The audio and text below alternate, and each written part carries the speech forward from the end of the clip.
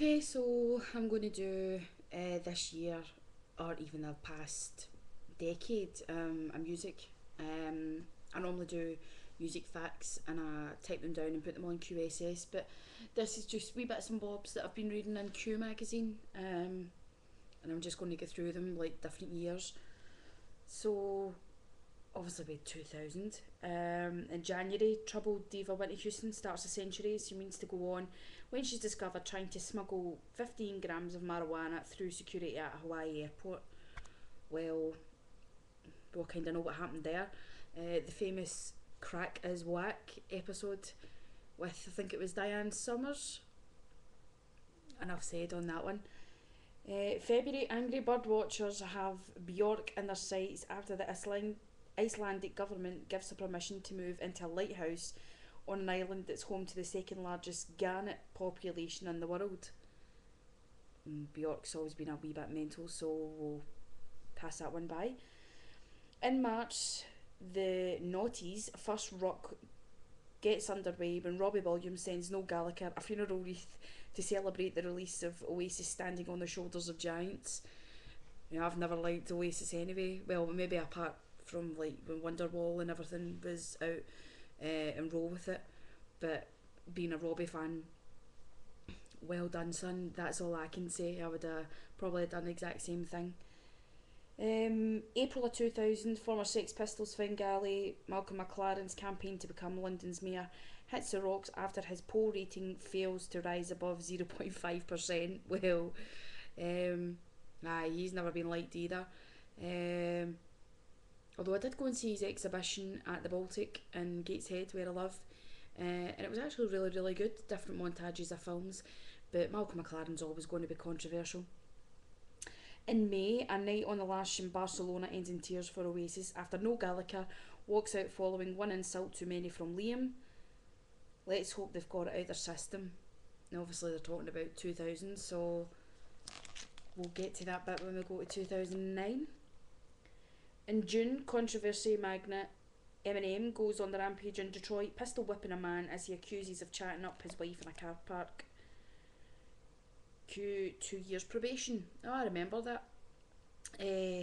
That's right. His wife was getting chatted up. Kim, whose lovely, lovely romantic ballad is on Eminem's album, and yeah, that marriage lasted well.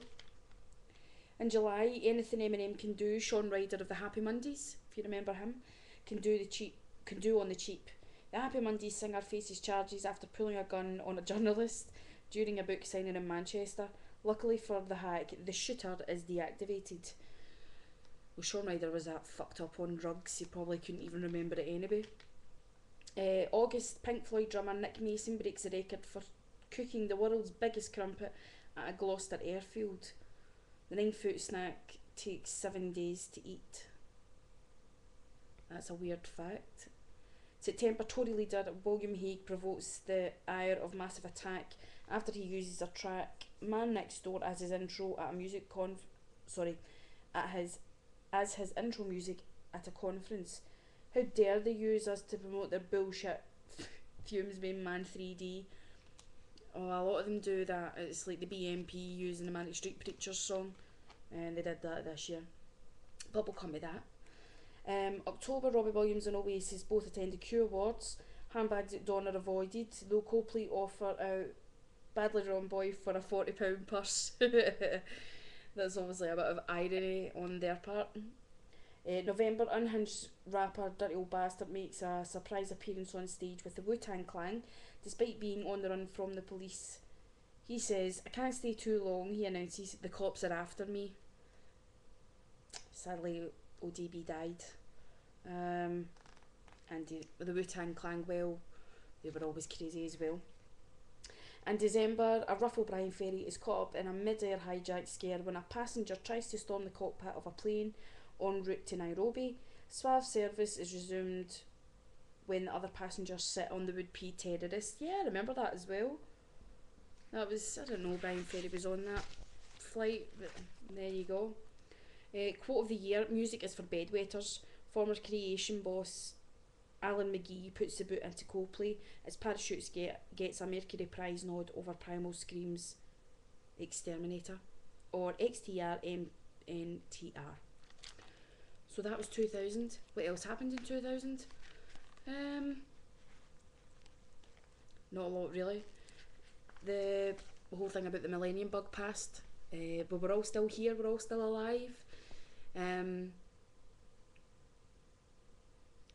Although some people might think that it would have been better if we weren't here.